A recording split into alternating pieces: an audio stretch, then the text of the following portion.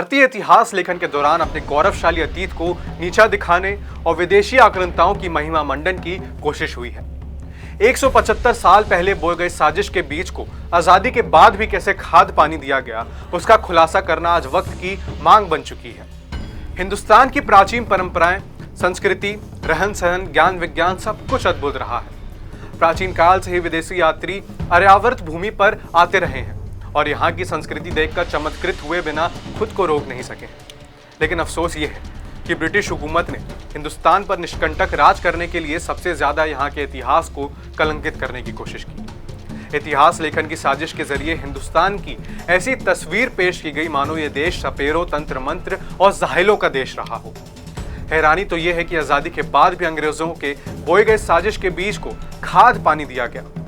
कैसे खेला गया ये खेल अगर आप ये सिलसिलेवार तरीके से जानेंगे तो आपको उन इतिहासकारों से घृणा हो जाएगी जो 60 और 70 के दशक के बाद सबसे विश्वसनीय बनकर हमारे बीच परोसे जाते रहे। ऐतिहासिक तथ्यों के आईने में पुख्ता प्रमाणों के साथ उसी साजिश की कलई खोजने जा रहे हैं। जैसा कि हमने पहले की एपिसोड्स में आपको बताया कि लॉर्ड मैकॉले हिंदुस्तानियों को काफी हेय दृष्टि से देखा करते थे, लेकिन उसे पता था कि जब तक हिंदुस्तानियों को उनके प्राचीन गौरव से काटा नहीं जाएगा तब तक हिंदुस्तान पर निर्भार्त राज करना मुश्किल है।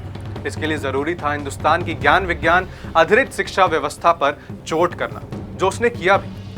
मैकॉले की शिक्षा नीति के मूल में भारतीय वेद पुराण, शास्त्र, उपनिषद, चिकित्सा विज्ञान को खारिज कर अंग्रेजी और मिशनरी शिक्षा का व्यवस्था लागू करना था। मैकॉले की शिक्षा नीति का असली मकसद उसके द्वारा 12 अक्टूबर 1936 को अपने पिता को लिखे गए एक खत से पता चल सकता है। मैकॉले ने अपने पिता को लिखा था, मेरे प्रिय पिताजी, हिंदुस्तान में हमारे अंग्रेजी स्कूल काफी बेहतरीन तरीके से फल फूल रहे हैं। हिंदुओं पर इसका शिक्षा नीति का अद्भुत असर पड़ रहा है।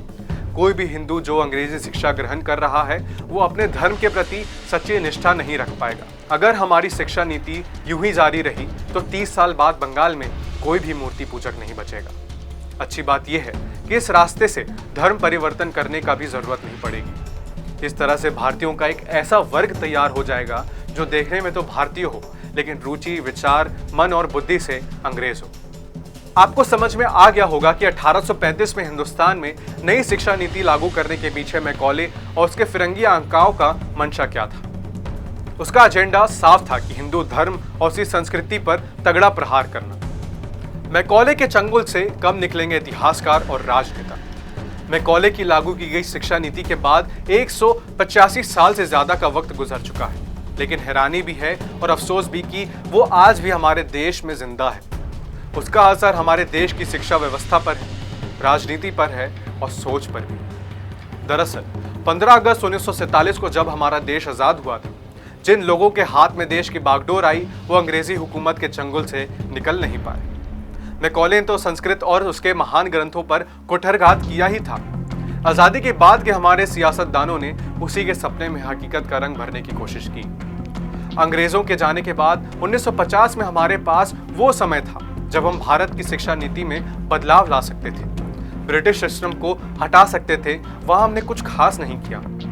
अपना सिस्टम बनाने की बजाय हमने मैकॉले के एजुकेशन सिस्टम को कॉपी कर लिया और भारतीयों के मन में इसी सिस्टम को पेस्ट करते हुए पढ़ाने लग गए।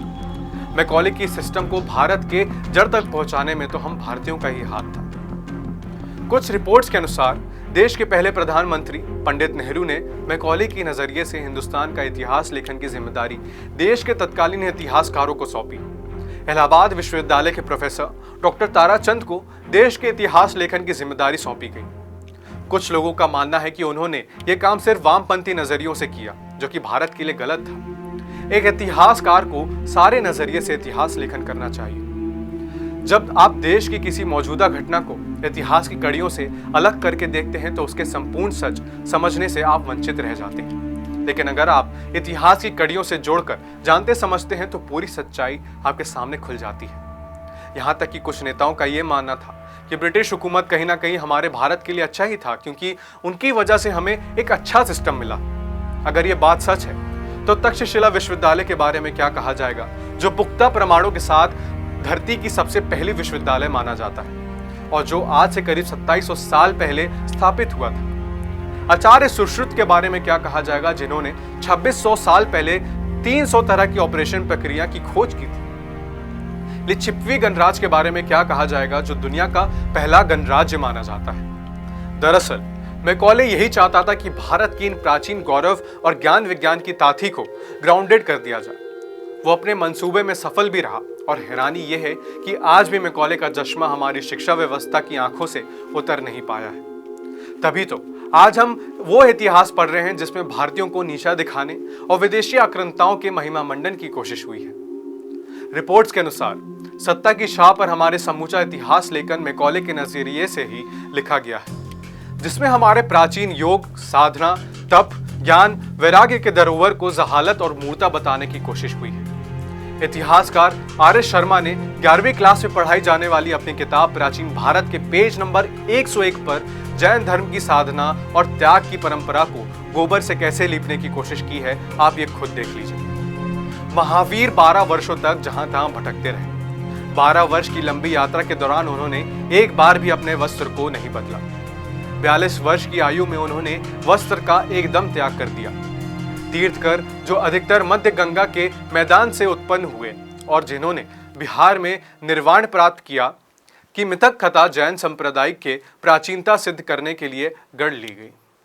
जैन धर्म में आज भी आपको सर्वस्व त्याग करने वाले साधक मिल जाएंगे, लेकिन वामपंथी इतिहासकारों की नजर में ये सब बकवास और गढ़ी हुई बातें हैं। सिर्फ भारत की त्याग तपस्या वाली अनुपम संस्कृति को ही कलंकित करने की कोशिश नहीं हुई है, भारत के प्रतापी राजाओं को भी नीचा दिखाने की साजिश करीने से रची गई है। इतिहासकार प्रोफेसर सतीश चंद्रा ने 11वीं क्लास में पढ़ाई जाने वाली अपनी किताब मध्यकालीन भारत में लिखा है, वीर पृथ्वीराज चौहान मैदान छोड़कर भाग गया और गद्दार जयचंद गौरी के खिलाफ युद्ध भूमि में लड़ते हुए मारा गया। इन छोटी छोटी लाइनों में कितना जहर भरा हुआ है, इसका अंदाजा तभी लग जाएगा जब आप हर शब्द पे गौर करेंगे। पहले लिखा गया वीर पृथ्वीराज चौहान और फिर लिखा गया मैदान छोड़कर भाग गया। भला सोचिए, मैदान छोड़कर भागने वाला क्या वीर हो सकता है?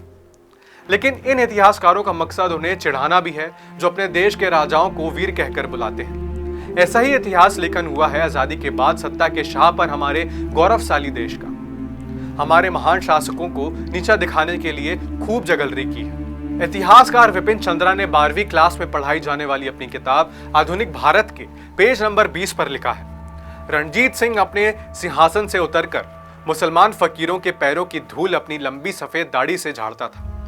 अब ये तो विपिन चंद्रा ही जानते होंगे कि इन पंक्तियों के जरिए वे रणजीत सिंह को नीचा दिखाने की कोशिश कर रहा है या फिर मुसलमान फकीरों को महिमा मंडित करने की कोशिश कर रहा है। कुल मिलाकर हम अपने देश का जो भी इतिहास पढ़ रहे हैं वो तथ्यात्मक नहीं, मिलावटी है। और इसमें मिलावट भी इस तरह से की गई है कि मूल तत्व को गुणवत्ता पूरी तरह खत्म हो जाए और मिलाया गया जहर लोगों के दिमाग में चढ़े। अफसोस ये है कि इन इतिहासकारों को तथ्य के आधार पर आप चुनौती देने की कोशिश करेंगे तो आपको संघी सोच वाला, पास थिंकर और पुरातन पंथी कहकर खारिज कर देंगे। तो आप समझ गए होंगे कि हमारे गौरवशाली इतिहास को किस तरह से नष्ट करने की साजिश रची गई है। एनसीईआरटी हो या कॉलेज, सेक्युलर व्यू के चलते हमें गलत इतिहास पढ़ाया जाता है।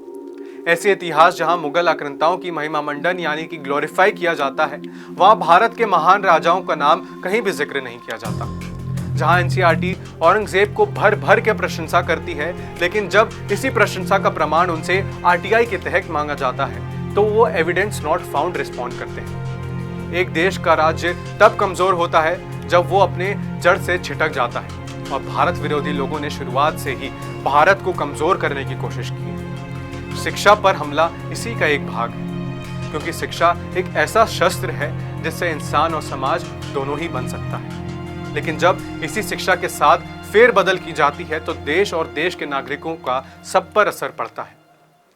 आज इसी भारत में बच्चों को रटना पड़ता है, उनको अपनी रुचि से अलग विषय पढ़ना पड़ता है और रटकर सिर्फ मार्क्स कैसे लाए जाए उस पर उनका ज्यादातर फोकस रहता है।